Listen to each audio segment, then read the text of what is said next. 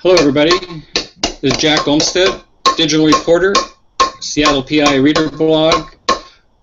I'm coming to you from Port Townsend, Washington, and today I have a very special guest all the way from the Villages in Florida. We have Jeff Shank. People call you the guru of pickleball? I wouldn't say the guru. I would probably call myself a student of the game. That's probably what I would much prefer. Like if the guru is like the top, where would you be in the echelon in the guru rankings? Well, I don't really think that I need to have some special title or anything, but a lot of people that I have dealt with do call me a student of the game, and that's more of, I'm certainly not a top player. I'm not a top pro by any means. I do have a 5.0 rating. I have gotten a couple golds at age group nationals. So, I'm a fairly decent player, but my biggest thing is that I've been very, very lucky over the last 4 or 5 years because people know me. They first started to know me because I was the one that started doing videos at nationals. I would videotape from 2010 on. I videotaped the finals out at nationals, and at that point in 2010, nobody else was really doing videos to put on YouTube.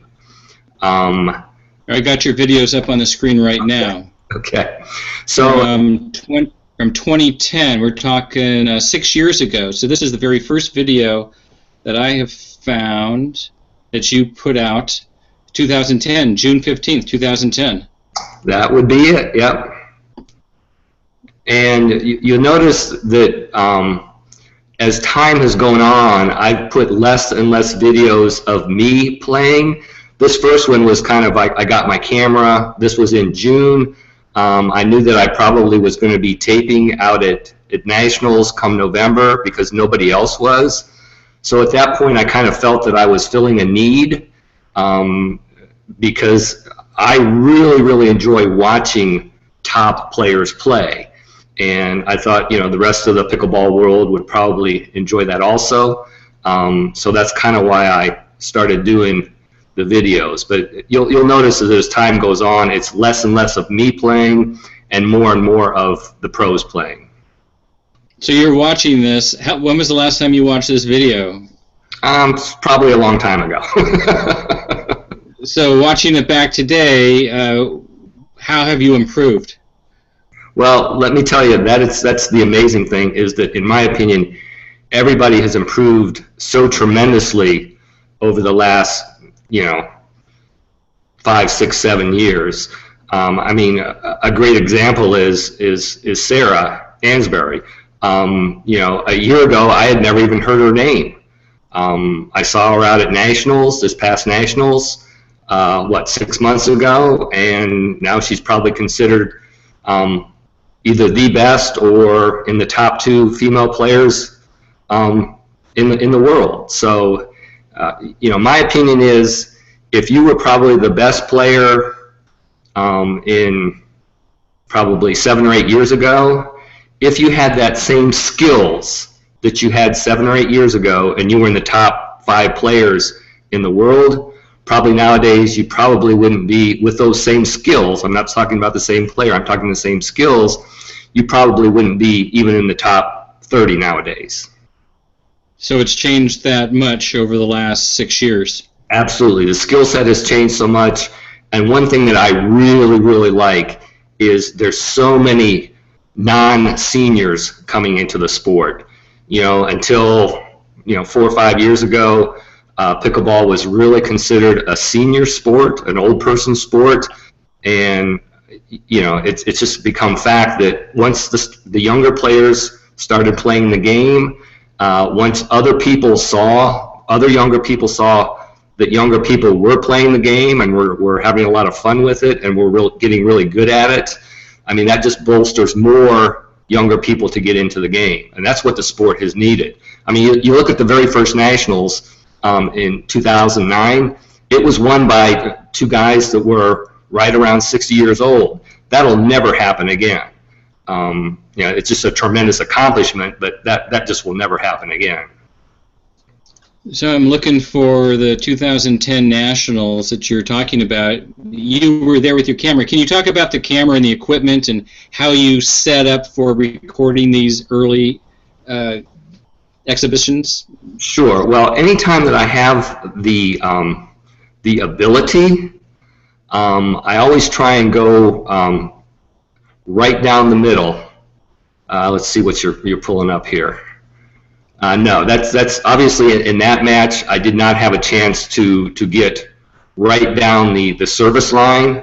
Okay, we'll get one where you're right down the service line. Here we are. I see 2011 as an example of you setting up. Yep.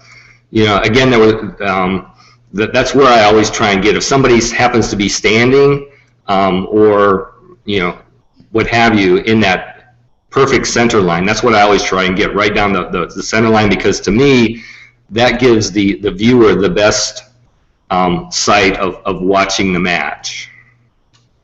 And I try as high as possible too. A couple times I've actually put my camera and tripod up on top of a chair to try and get it as high as possible. So the person in the far court here, we don't see them. So is that okay? That they're off screen when they get the serve? The people in the far court? The near court. Oh, okay. When we get when they serve, right? They're off camera. That's not an issue.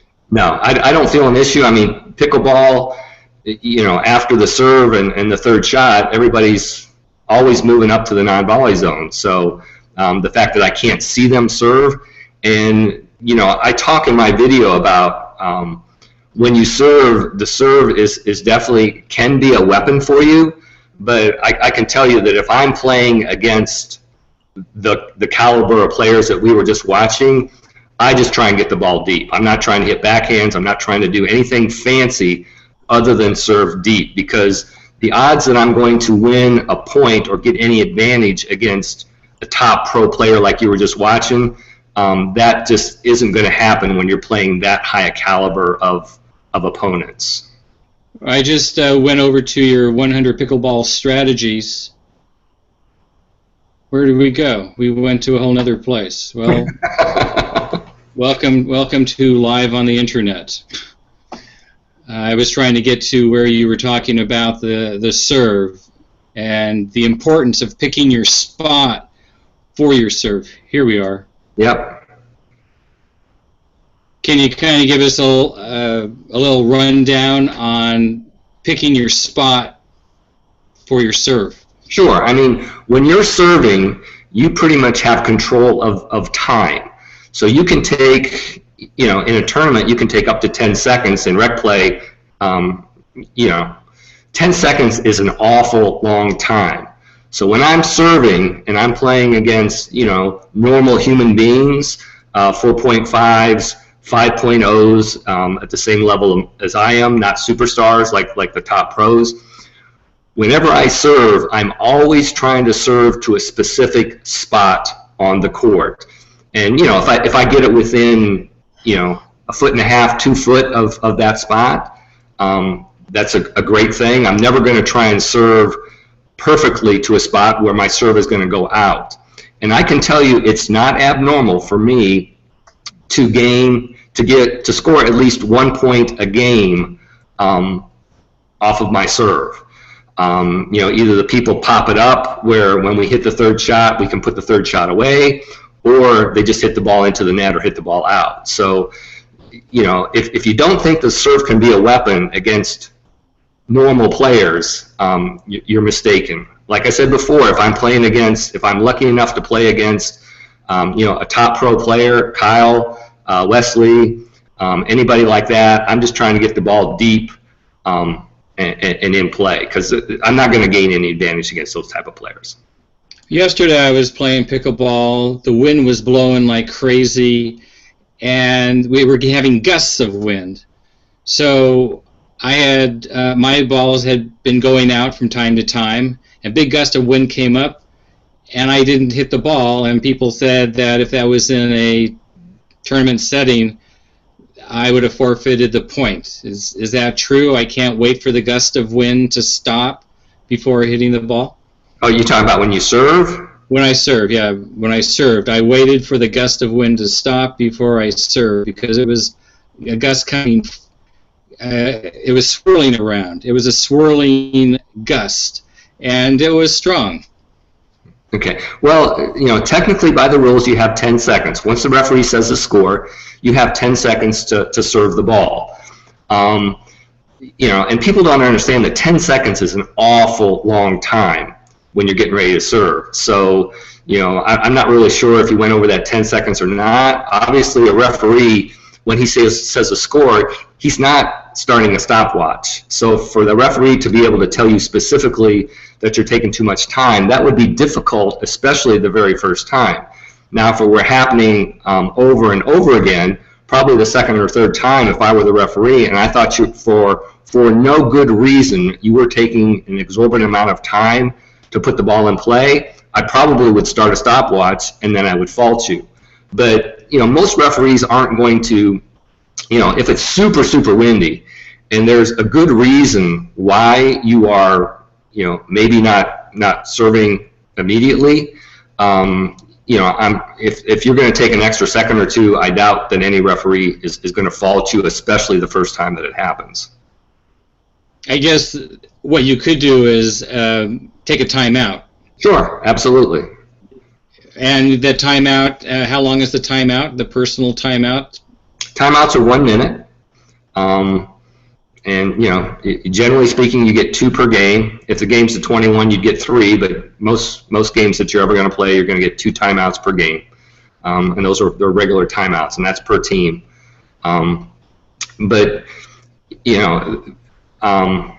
So we could say, I'm going to take a personal timeout until the wind stops. 45 seconds later, you could say, okay, time in, and hit the ball. Well, right, the referee would call time in. It's only going to give you a 10 or 15 second warning, to get back to ready to play, and then the referee will call time in, and from that point, again, the 10-second clock starts. Okay. So why don't you give us an idea of how you became addicted to pickleball, how you became a student of the game. Give us a bit of your background. Okay. I've always played a lot of racket sports. Just about any racket sports you can name, I've played it. I've always loved racket sports. Racket sports have always been, one of my favorite types of sports. I played varsity tennis in high school. I spent a year in East Africa when I was 15 years old. They were lucky enough to have a squash court there, so I played squash when I was 15. Table tennis was probably one of my favorite games before moving to the villages and discovering pickleball. I never heard the word pickleball until I came to the villages. But you talk to most pickleball players, if they were going to give one word to describe the sport, it would be addictive. I became addictive immediately. And it's really funny because my wife, who has really no sports background at all, she never played any sports throughout her whole life. We've been in the villages for 10 years, almost exactly to the day right now. And she spent the first 3 or 4 years, never picked up a pickleball paddle. She had no interest in playing pickleball. And now, when she is healthy, she will play 9 times a week. She will play every morning, and then she goes to 2 clinics in the afternoon where they do mainly drills. So that's kind of how the progression of how I got involved. And all she had to do was play the game a couple times, and she got totally addicted also. But how I kind of became a student of the game is I got very, very lucky because I became known in pickleball to a lot of the better players because I was the only one starting in 2010 that was doing videos, like we talked about before. Videotaping the finals out at nationals, putting those videos on YouTube. That's initially how people kind of got to know the name Jeff Shank, not because I was a great player, but because I was the one that was the only one at that point that was doing videos.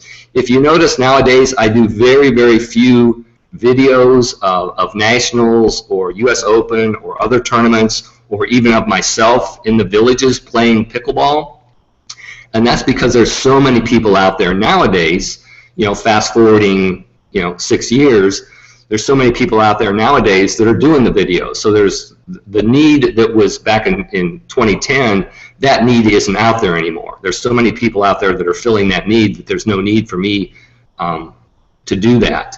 So that's initially how I became known in the pickleball world. And then subsequent to that, 4 years ago, Tim Nelson and I came up with the idea of, like I said before, I really, really enjoy watching top-level pickleball.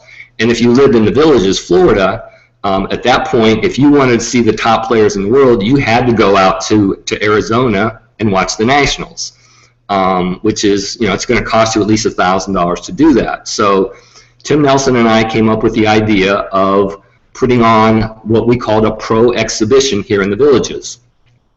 And initially, the Villages was going to foot the bill for that. We would pay all the expenses of, the top players to come here to the Villages and put on an exhibition for our local people here. And what happened was that kind of, there were things that happened, I won't go into it, that then the village decided that they were not going to go ahead and foot the bill for that. And when that happened, I came up with the idea of starting the village's pickleball club and using the membership dues from that pickleball club to pay the expenses of these top players to come here and showcase their skills. So because I was the one putting on this pro exhibition, and Timothy and I were the ones that were, especially Timothy, was kind of in charge of getting the outside talent. He knew all the top pros, was friends with all the top pros. So he was the one initially that was in charge of inviting the pros. And, so we had a lot of really, really top players come here to the Villages. And because I was the one putting the event on, I was the one coordinating everything, that's how all these top players that were coming here to the Villages, that's kind of how they got to know me. And I was just very, very lucky is because they know me. Occasionally I would get into games with them while they were here in the Villages. If they needed a fourth, I was the one that was kind of chosen to get thrown into the mesh with them and play. So that was kind of how I got to become known in the Villages, how I really became, or in pickleball, how I really became a student of the game is, again, because I kind of became known in the pickleball world amongst these top players, again, not because I'm a top player, but just because of the videos and putting on the pro exhibition. Because of that, I started to learn a lot of things from these top players. Timothy Nelson has been in our home here in the Villages 4 different years. While he was here, he put on probably roughly 50 different lessons for our locals here, 50 one-hour lessons. And obviously because he was staying with us, I was shuttling him around. I had the fortunate experience of sitting in on 50 one-hour private lessons by who my opinion is the top strategist in pickleball. Timothy is currently on a hiatus while he's in law school, not really competing in pickleball, but he taught me a lot of what I know. That and the fact that during these last 4 years when we had the Pickleball Pro Exhibition, I've been able to sit through about 12 hours of clinics given by these top pros when they've come here over the last 4 years. One day, the first day of the Pro Exhibition, it's a 3-day event. The first day is our club members get to get on the court, so we'll have 3 club members and 1 pro on a court, and they'll get to play with and against the pro, and the pro will give them tips on how to improve their game for that half hour that they're on the court with them. The second day is our club members come and sit and watch the pro exhibition. Everybody gets, if you watch any of the videos, everybody has front row seats. They will sit there for 2 hours and watch absolutely spectacular pickleball. And the third day, the pros come back on the court for an hour for each of the different sessions that we have. They come back and they will give instruction and answer questions for that hour. So like I say, I had the benefit of sitting through 12 hours of those clinics. So I'm like a sponge. I have absorbed a lot of information from these top players when they're out there teaching. And like I say, being a student of the game, I'm good at memorizing and retaining the knowledge that they have taught, and that is the basis of my 100 strategies video that I put out there. I don't take credit for all the stuff that's on there. Probably 90% of the strategies that are on that video is just things that I'm repeating that I've seen these other top players put out and teach.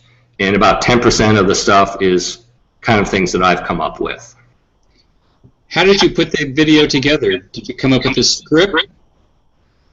I sat down and I wrote the points that I wanted to cover, kind of starting more at the basics, the serve return, the third shot, just kind of basic things that, either you're maybe advanced beginner on up from there, and then moving on to more intermediate players, and then maybe to the 4.0 and week 4 or 5 players.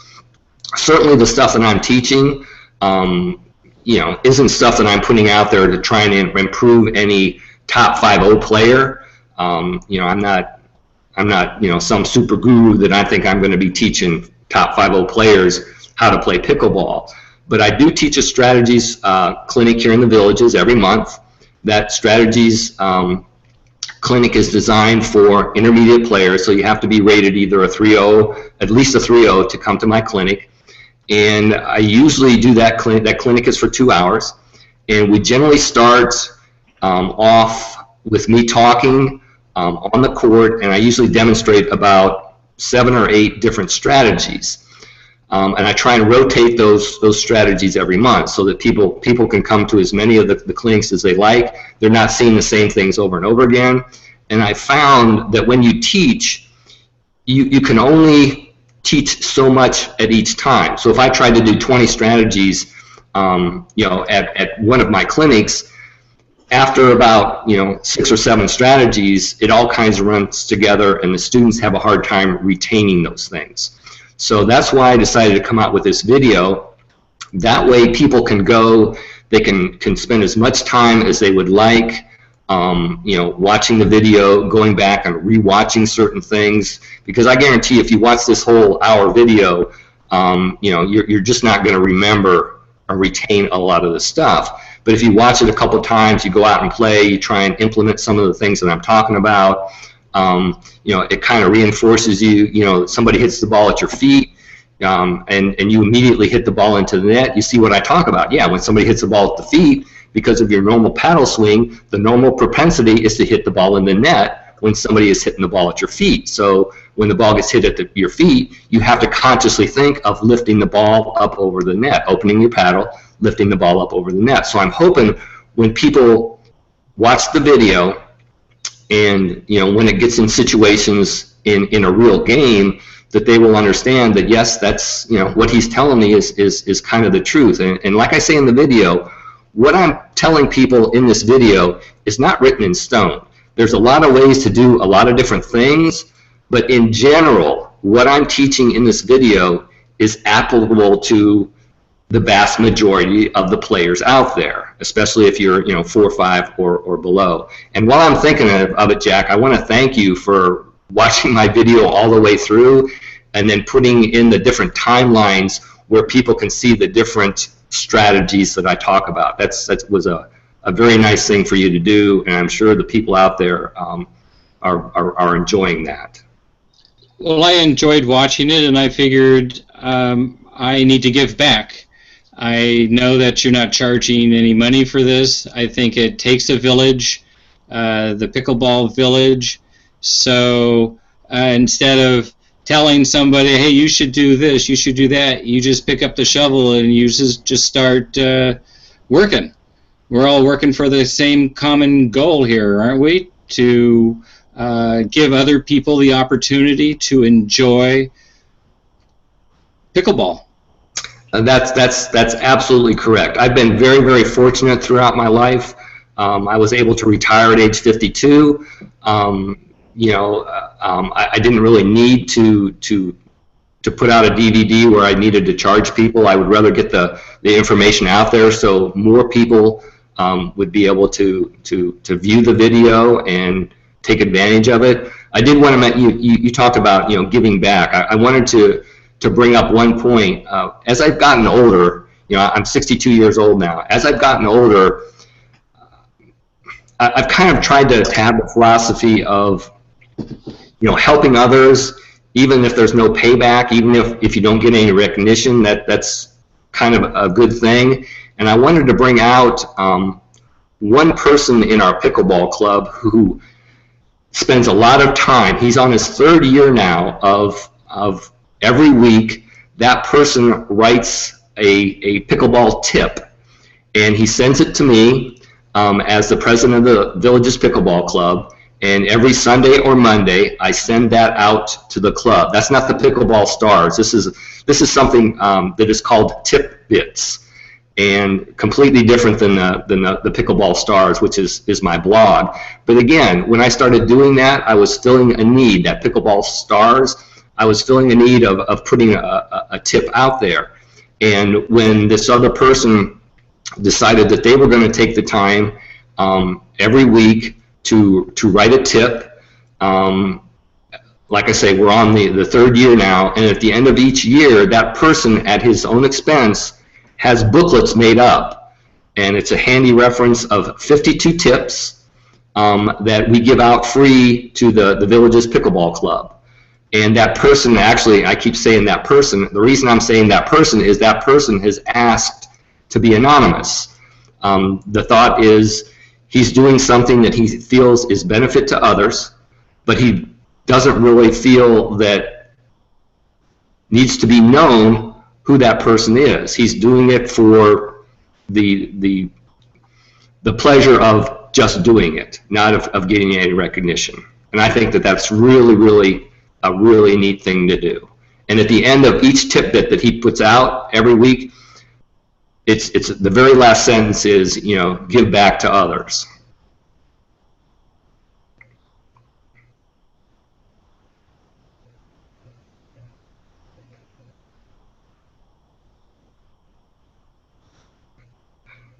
I'm sorry, I had my mic off. Okay. I keep clicking the mouse and hitting the keys, and I don't want that noise. So anyway, do you find that there are a lot of pickleball players that are in that mindset of giving back? Yep. It's a neat thing. It's a neat thing when you have something that is probably of value that you can give to other people and help them. What's it like living in the villages with all these pickleball players? How many pickleball courts are there in the villages? I hear it's like 180. Right now it is probably roughly around 180. They're building all the time. They build new rec centers. Here in the villages, basically what they try and do is make it, you're within probably about 3 or 4 minute drive to a recreational facility where you can do lots of fun things. Pickleball is one of them. So I can drive just about in any direction within 5 minutes and be at 3 or 4 different pickleball facilities.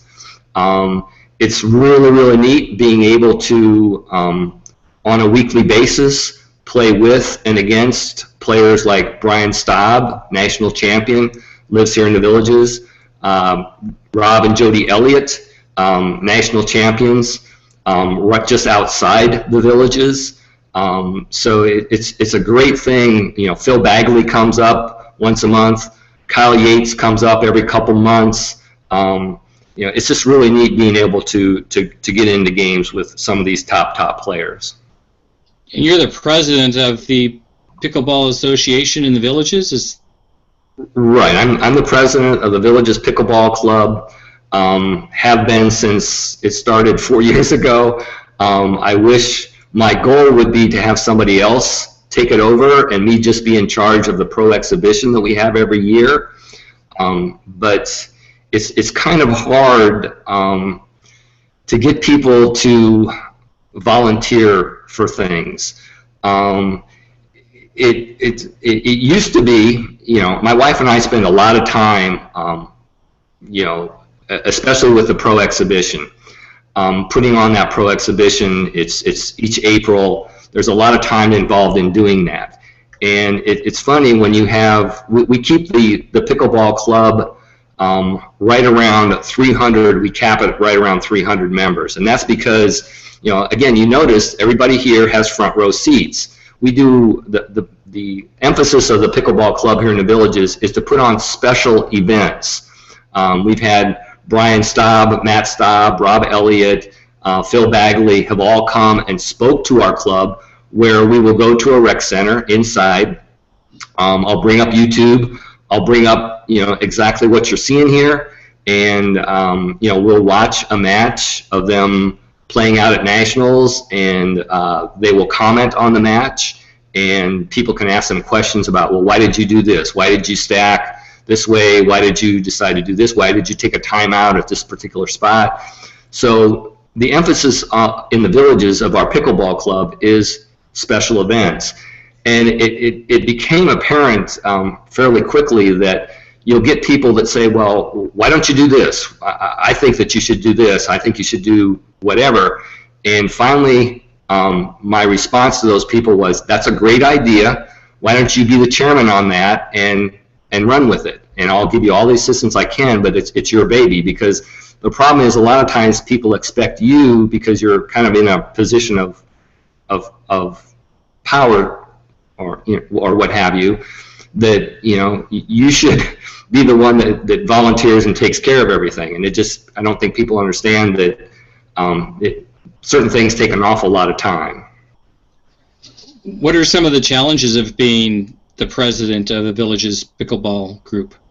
It's gotten a lot better lately. Like I say, when I first started telling people, and I told people this at their meetings, that our time is kind of being taken up, and we're being asked to do more and more, and just people saying, well, I think that you should do this. And getting emails with a lot of questions where, I send out an email and explain everything. This is how you're going to sign up to go to the Play with the Pros, which is the first thing that I talked to you about, where three club members would be on the court with one pro the very first day of the pro exhibition, and be able to play with them and to get individual attention from them. Send out an email as to, this is how you're going to sign up to do that, and then get 50 emails about, so how do I sign up for the Play with the Pros? It's gotten a lot better, because I've kind of told people that, just read the emails. All the information's in the emails. I can tell you that one of the easiest things, being president of the Villages Pickleball Club and putting on the pro exhibition, is getting the pros to come here, getting top players to come here to the Villages to put on the pro exhibition, because it has become widely known amongst many of the top pro players out there, because we've done it 4 times now. We've done it 4 years. Everybody has heard about what a fun event it is for the pros. They get to come to sunny Florida in April when the weather is really, really nice. We pay all of their expenses. We pay for their air flight. We pay for their transportation from the Orlando airport here to the Villages. We put them up in host housing. It's a great free vacation for them. Most of them, even though our event is only 3 days, most of them come for a week. They'll come a couple days ahead of time. They'll stay a couple days afterwards, and that's because for a week they can play nonstop, once in the morning, once in the afternoon, with other top players, and players that maybe they only see at nationals or other major tournaments. So one of the easiest things for me is to get top pro players to come to our event. Probably the hardest thing, especially since Timothy isn't helping me anymore, one of the hardest things is disappointing people when I don't ask them back the following year. We try and rotate people where we get 3 or 4 new pros. We bring 16 pros to the event, and we try and rotate where we get at least 3 or 4 new people each year. And when you don't reinvite somebody back, I know that they're disappointed. So that's probably the hardest thing. When is the pro exhibition? It's usually right around the 3rd week of April, or I'm sorry, of March. We were doing it in April. The first couple years were in April. Now it's in March because we had a lot of Washington State players coming to the pro exhibition, and they just were not used to the April heat that we have here. So we started doing it in March, where the weather is much nicer. We have highs in the high 70s each day. So it was much more conducive to those non-Florida players to come and play, because they have to play. Basically, they're out on the courts for the hard day, which is the second day. They're out on the courts for about 9 hours. So they get a little bit of break. They get a half-hour break. Every 2 hours they get a half-hour break, because we have one group come in of 250 people, put their chairs down, they watch for 2 hours, then we break for a half hour while we get them out and the next group in. And we do that because we make sure we have enough parking for everybody, and we make sure everybody gets front row seating. Now, I don't see the 2016 exhibition in your YouTube channel guide. Right. Is that something that's coming, or have you stopped doing videos? Nope, I haven't stopped doing video. I have a good working relationship with Rusty and the Pickleball channel, and he had asked if I would be willing to give him my video of the 2016 Pro Exhibition.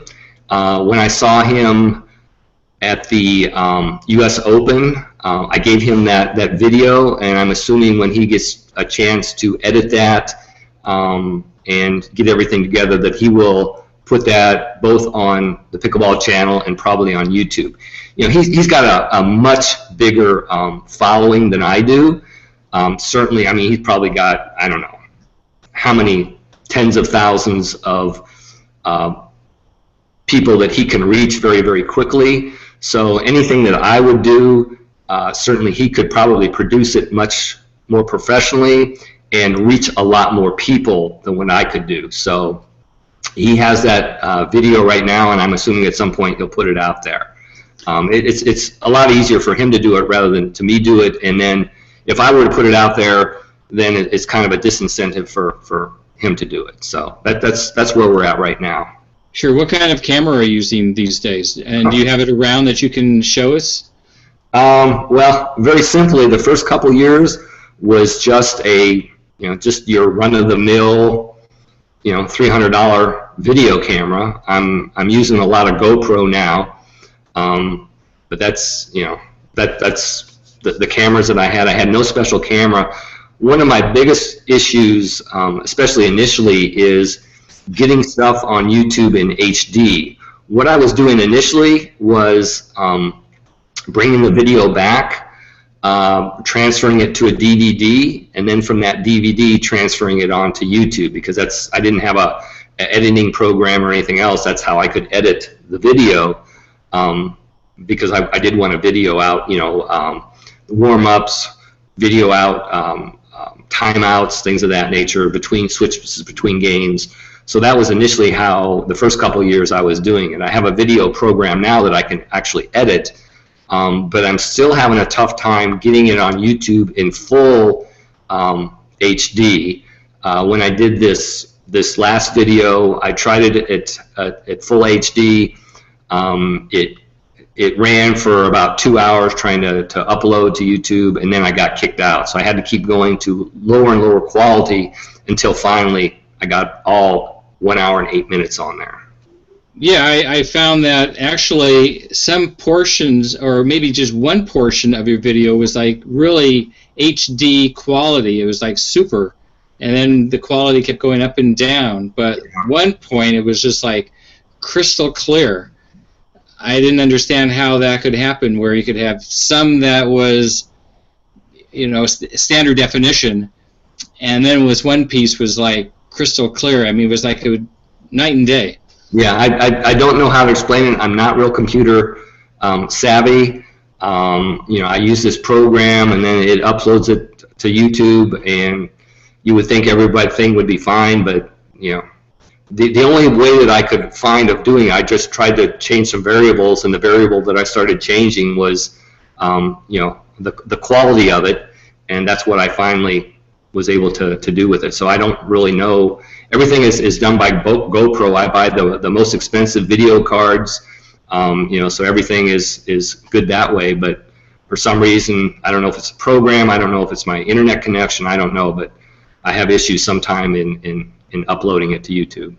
Oh, maybe you can trade with Rusty. You can give him some tips and trips on pickleball, because I know he's a pickleball player, and he can give you some tips on editing your videos and uploading it to YouTube, because that's what he does. He was definitely offered to do that. I'm going to have to take him up on it. If you look at the screen that we're looking at right now, if you see the clipboard, the referee clipboard, right near the middle there, yeah, if you look at that, I specifically did that video for Rusty.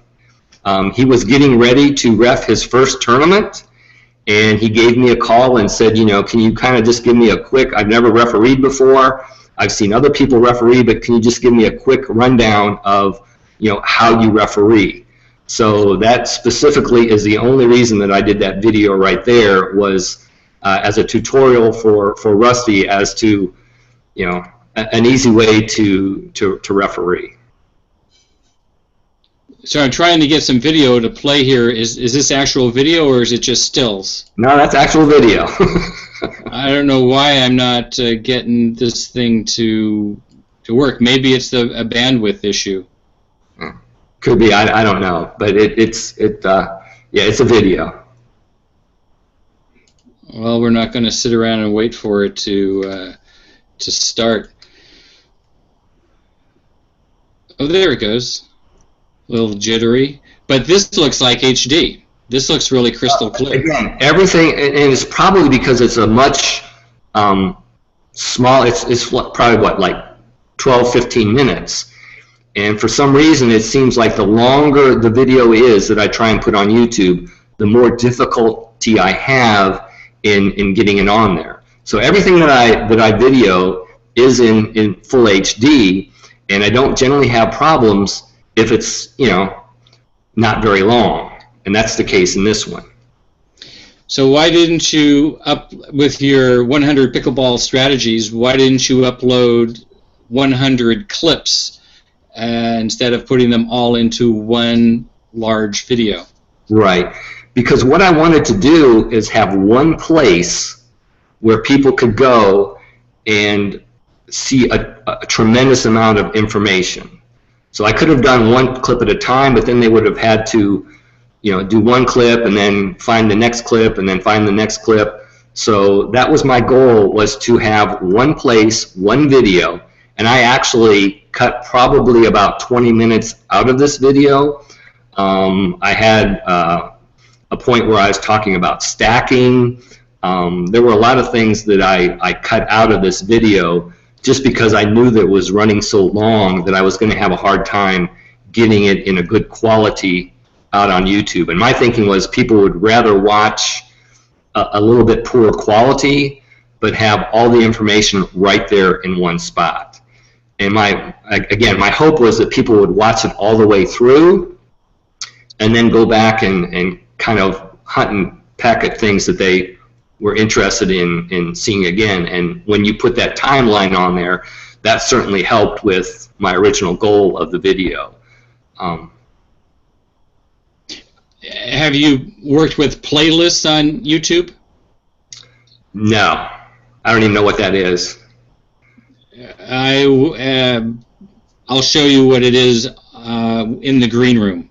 Okay, that sounds good. But that might adjust your thinking a little bit for the future so that we can see some really high quality videos from you, and then you can put it all in one spot so people don't have to go searching around.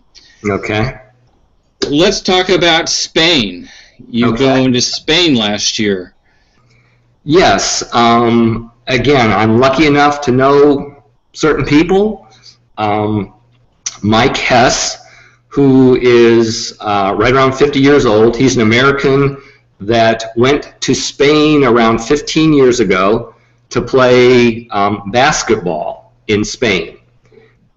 He now teaches at the Madrid University, and he's been to the villages a couple times. I've met him, and in 2014, he decided to start doing pickleball tours in Madrid, Spain. And because he knew me, he asked me if I had any interest in coming over and being the tour coach for the first Viva Pickleball tour. And I talked it over with my wife. Spain really didn't interest me. Really wasn't really interested in going to Spain. I was really more interested in maybe going to some place in Asia. So I told him, you know, I wasn't really interested, but why don't you contact my good friend Timothy Nelson and see if he would be willing to do it. Timothy is a tremendous player. He speaks Spanish fluently, so I thought he would be the perfect pick for the first pickleball tour. So that's what happened. Fast forward a year to 2015, Mike asked me again if I would be willing to come over and be a tour pro or a tour coach. I had actually, by that time, watched a couple of YouTube videos that Mike had put out, specifically the one where he walks from the incredible hotel that he puts you, all the participants up, walking from that hotel to the courts at a beautiful park that's about a 10 or 15 minute walk from the hotel. And once I watched that video, I thought, you know, that looks pretty interesting, and told Mike that, talked it over with my wife, and we decided to go ahead and go on the tour as the teaching coaches. And I can tell you that it so far exceeded our expectations. We thought, well, you know, maybe it's going to be a 7 or 8 on a scale of 10. And it was so first class and so fun that I would have rated it an 11. And I actually asked Mike last fall if he did it again, I would be more than willing to come back and do it in 2016. So 2016, we actually asked to do it September 7th. And there was, last year we did it, right, we were there exactly 1 year ago today. So June was hot. June, the airfare was much more expensive. And we saw September, the weather was a lot nicer. We found out that instead of spending $1,300 for airfare for round trip, we could get the same air for $650 if we went in September. I'm assuming it's because you know, schools are out or what have you, and a lot less travelers. So we are going on the September 7th tour this year, and like I say, it's so much fun because most mornings, if you're on the tour with us, you will get individual and group lessons from myself and my wife for a couple hours, and then we do you know, open play, just recreational play, where my wife and I will be playing with the people that are on the tour. And we break at 1 o'clock in the afternoon for lunch, and then you have a whole syllabus when you get there as to where you're going to be going each day. So one day we might go in the afternoon, we might go to Toledo, we might go to Segovia, we might go to a monastery, we might go to the Royal Palace, we might go to the Prado Museum. So it's a great blend of both pickleball, playing pickleball, learning pickleball, and just the incredible culture of Madrid. Some of our people, it wasn't included, but some of the people went on the bullfight, which you're seeing right there. About half of them went on the bullfight to watch the bullfight. The rest of us went to the National Ballet. So It's just an incredible first-class event. Everywhere you go, he hires a professional guide that only does, when we went to Toledo, he had a professional guide that only gave tours in Toledo. Same thing when we went to Segovia. So, everything is so first class, the hotel. It was just a great, great experience, and we're really looking forward to going back again this year. Can people sign up, or is it closed? No, they can sign up if they go to Viva Pickleball Tours. That's the website where you can get more information about the tours. If you look at the bottom of the screen that you have up right there, it says Book Tour Madrid, September 7th through the 15th. That's the tour that my wife and I will be on.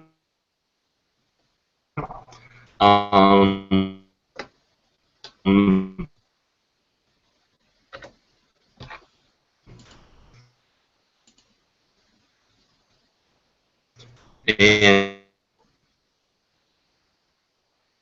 that would be that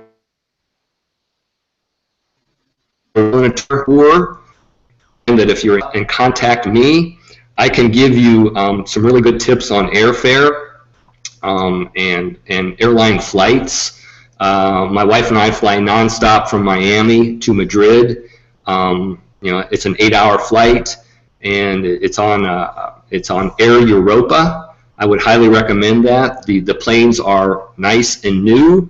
Not a whole lot of leg room, but they're nice new planes. We really enjoyed the flight, other than the lack of leg room. Going over, it was nice. We left at 9 o'clock at night, so we slept the whole time going over. So if anybody has any questions, they can email me.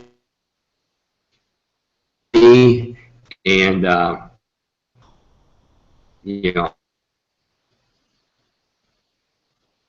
be glad to give them training off again. We seem to be having a bandwidth issue here. Can you hear me okay? I can hear you now. Yep. Keep going in and out. How many people typically go on a tour like this?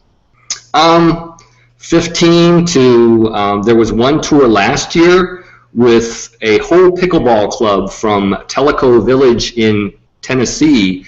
I think just that one club had like 20 people, and the whole tour had probably around 30 people. I liked my tour. My tour in June was a much more intimate tour. I think we had around 15 people on it. I think Jen's tour to Barcelona earlier this year had around 15 people on it. So I would say 15 is probably about normal, unless unless you have something where you have a big group from a specific spot come. I saw some of the pictures. When you go to tourist destination spots, you travel with your paddles and your nets? Yep. We everybody took their paddles, and Mike would bring along portable nets. So if we were at the Royal Palace or at Toledo, we would very quickly put out our portable nets and hit pickleballs, sometimes on cobblestones. That just for like 2 or 3 minutes, just to get video of it, and just to say that that we played pickleball under a 2,000-year-old aqueduct in Segovia as the background. So it was kind of neat. Were you able to play any of the locals? Oh, absolutely. It was really nice, because when we were there in June, they actually had a really big tournament. Especially with the men's doubles, they ran through a whole thing where, the men's doubles, they were, younger players, 20s and 30s. They actually, at the very end, the single winner, because they did a round robin with different players with the last 4 people, they had one gentleman that won that, Carlos. He won a free trip to the Tournament of Champions. So he got to go to the Tournament Champions as a free ride. So that was really neat. But so you get to play both, not so much with the younger players, because we're doing it during normal working hours. So you might only have maybe 5 or 6 younger players, but each day that we played, there were probably around 20 or so local older players, seniors that would come and play with us. So you had your choice after we did our clinic each morning. You could play with the locals, you could play amongst yourselves, you could play with me, you could play with my wife Anita. So it was whatever the people on the tour decided that they wanted to do as far as playing. I wanted to go back to your pickleball blog. Okay. This is the very first entry you made. Okay. I'm trying to find the date. I don't see the date. Why did you start it, and why did you stop it? I thought it was looking really nice, really good. Sure. Again, I started it because I felt that there was a need for it.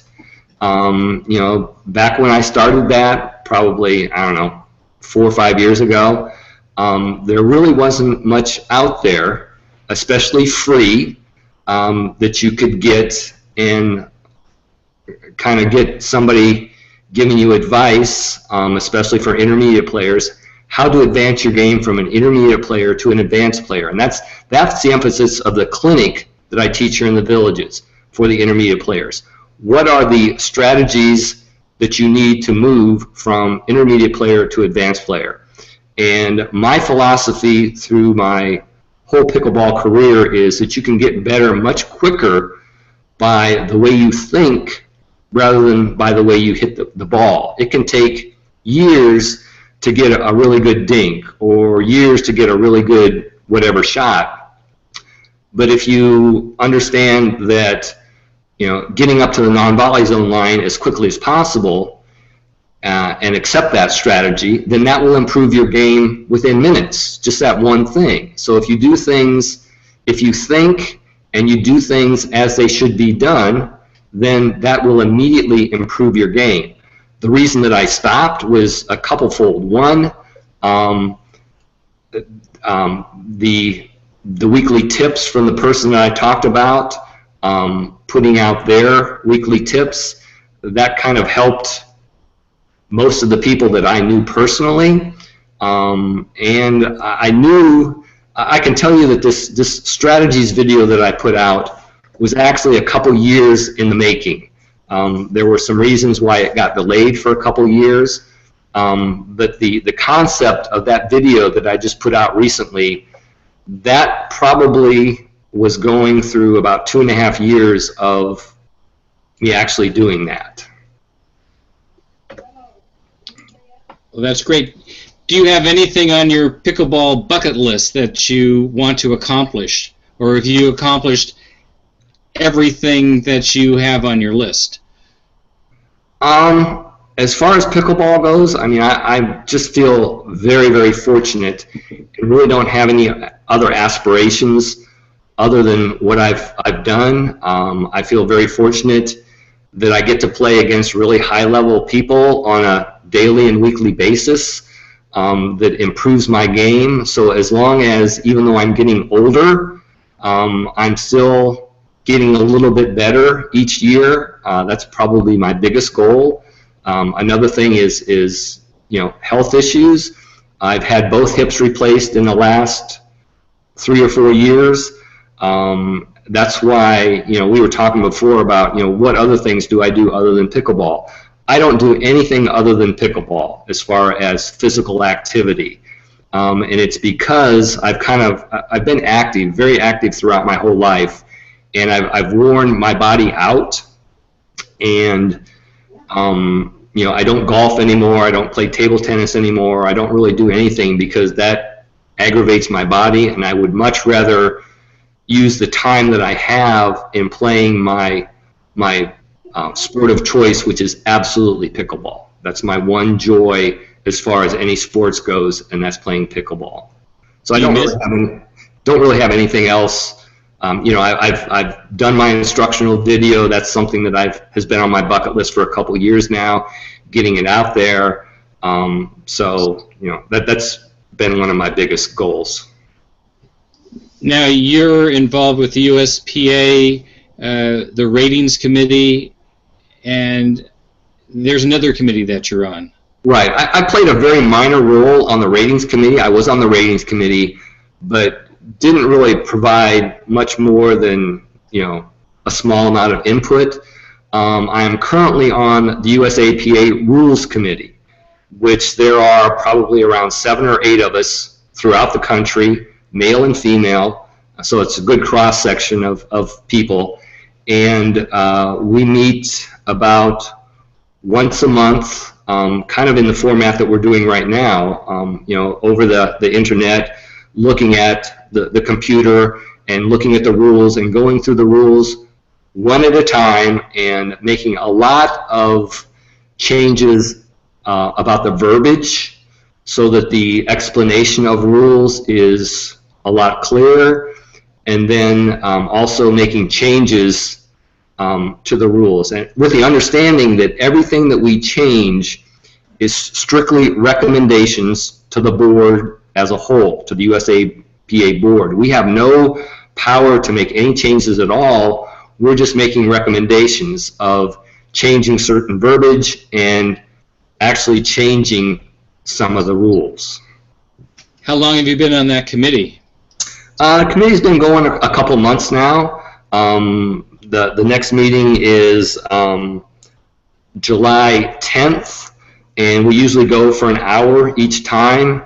And you know, we've made changes, recommended changes to the rules already. So what we do initially is we will recommend changes. We will vote on those changes. You know, who's in favor of a certain change, who's not in favor, and then write that change down. And you know, the next time we meet, we just take off from where we've gone already. So it's probably going to be another couple of months before we're finished with that, and then give that furnished version to the USAPA board, and they will decide which changes they want to do and which changes they don't really think are necessary. Are you on the committee for a year and then you're off, or is it an indefinite period? It's strictly a, you know, it was decided that, you know, maybe it was time to kind of maybe clean up the rules a little bit, especially with the verbiage, and maybe make a few changes or clarifications with the rules. So basically, I will be on the committee from when we first started, from, you know, rule number 1A or whatever, until we're finished completely going through the rules to the very end, and then put those recommendations to the board. And at that point, I'm assuming that all 7 or 8 of us that are on the board, on this committee, our job will be finished. And then you move on to the next. Until I'm called on to be on another committee, I guess. What's the future of pickleball? What's in your crystal ball? I think that, you know, already it's exploding. I think it's just going to be a domino effect. I think, like I talked before about, you know, being a senior sport, and it's getting more away from being a senior sport and more into you know, a younger person's sport. It's just going to be a domino effect, in my opinion. The fact that it was on CBS Sports, that was, you know, just a tremendous thing that was on the CBS Sports with the U.S. Open. You know, more younger people that see younger people playing. Obviously, in the televised thing on CBS Sports, it was pretty much all younger players competing. You know, Kyle Yates, who's just turned 21. I mean, I think that really helps the sport, and I've always been a big proponent of, you know, bringing the sport along with young people, because that's what's going to just make the sport explode when it gets into the schools. And again, my opinion is, once you get people informed about the sport, you get them to play it once or twice, it's just like a drug. You really get addicted to the sport, just like my wife did. And that's all you need to do, is get people to try it a couple times. For some reason, I can't get my video back. Technology issues. Thanks. So, is there anything else you'd like to talk about? Not really. We've covered a lot of information, so. Okay, Jeff Shank, pickleball coach, loving life in the villages. Thanks so much for your time. Okay, thank you, Jack. And don't go away. I want to talk to you in the green room. I won't.